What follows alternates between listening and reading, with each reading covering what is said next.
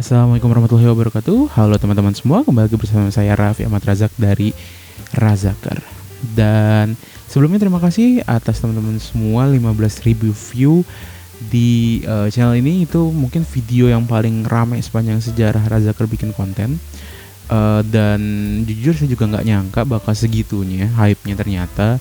Karena ya mungkin ramainya juga karena didatangi oleh buzzer atau simpatisan ya dari masing-masing kubu yang cukup banyak di sana. Ya seperti itulah kurang lebihnya. Tapi intinya saya tidak ingin membahas mengenai pilpres dulu nih untuk beberapa video ke depan. Mungkin akan dibahas nanti pada saat dekat-dekat hari H pemilunya. Jadi di sini karena kita sudah tahun 2024 nih, kita ingin membahas sesuatu yang baru di 2024. Apa itu? Yaitu kenaikan UMP.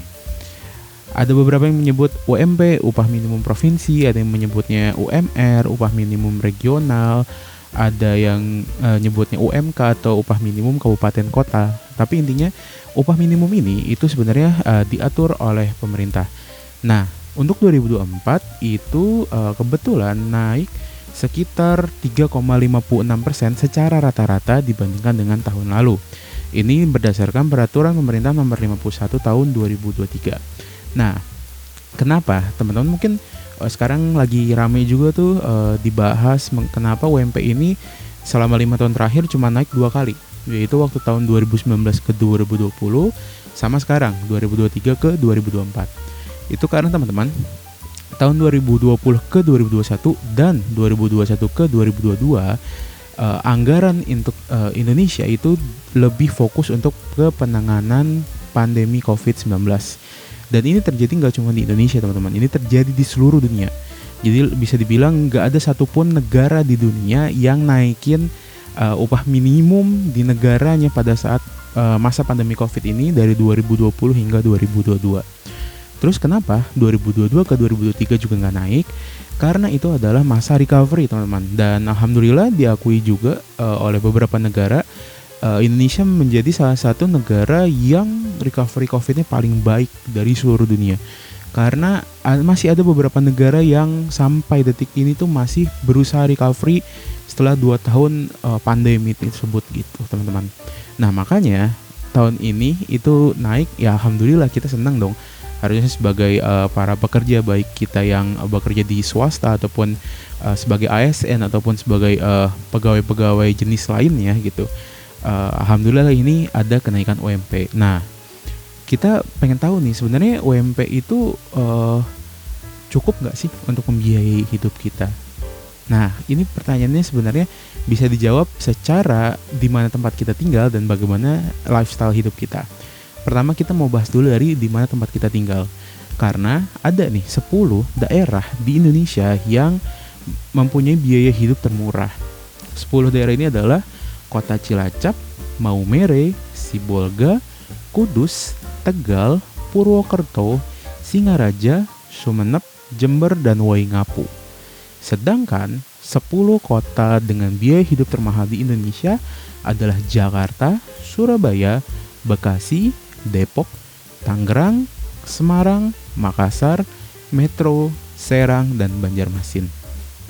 Nah, kalau berdasarkan perhitungannya, sebenarnya UMP ini itu dihitung berdasarkan kebutuhan per bulan untuk individu. Jadi memang pengeluaran per kapita per bulan. Nah, ini kita bisa ada 2 indikator sebenarnya di sini. Ada indikator minimal yang artinya benar-benar biaya hidup yang bisa dibilang layak, dan ada indikator rata-rata. Sebagai contoh saya ambil sampel dari Jakarta. Jakarta untuk pengeluaran per kapita per bulannya itu di angka 2,8 juta. Ini artinya untuk hidup layak di Jakarta minimal pengeluaran per individu adalah 2,8 juta. Tapi kalau kita berbicara rata-rata pengeluaran di Jakarta per bulannya kurang lebih 4,44 juta rupiah per kapita atau per individu. Jadi kalau kita bandingkan dengan UMP 2024 di Jakarta ya senilai 5,1 juta, artinya masih ada sekitar 700.000 yang bisa ditabung. Kurang lebih seperti itu teman-teman. Tapi kalau kita berbicara mengenai pengeluaran rumah tangga per bulan, itu ceritanya beda lagi. Karena biasanya pengeluaran rumah tangga per bulan itu adalah 4 kali lipat dari pengeluaran individu per bulan atau pengeluaran per kapita per bulan. Sebagai contoh, Jakarta, tadi kita bilang minimal itu di 2,8 juta, rata-rata di 4,44 juta, dan pengeluaran rumah tangga per bulan di sekitar 16,9 juta. Nah, ini teman-teman. Jadi, sekali lagi UMP itu UMP, UMR dan UMK itu dihitung berdasarkan per kapita, bukan per keluarga. Jadi ini dua hal yang berbeda. Jadi kalau ditanya apakah UMR, UMP, UMK segitu cukup? Cukup untuk individu, tapi untuk keluarga itu beda lagi ceritanya. Nah, makanya teman-teman, untuk bisa mengatur si UMP, UMR, UMK ini supaya cukup untuk kehidupan kita, baik kita secara individu maupun secara keluarga, itu perlu dilakukan yang namanya pengaturan keuangan atau penyusunan keuangan.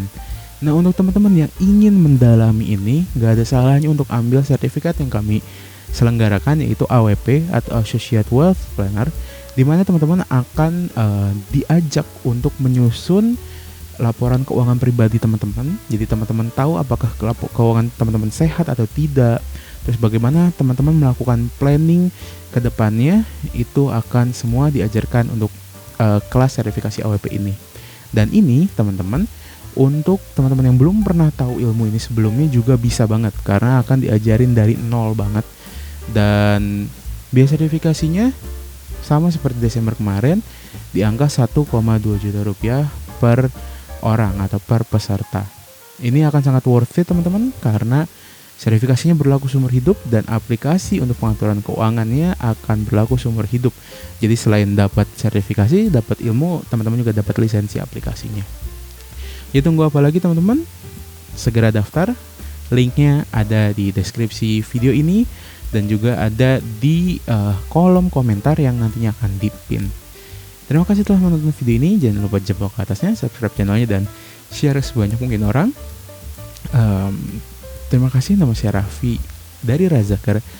Izin undur pamit diri. Assalamualaikum warahmatullahi wabarakatuh.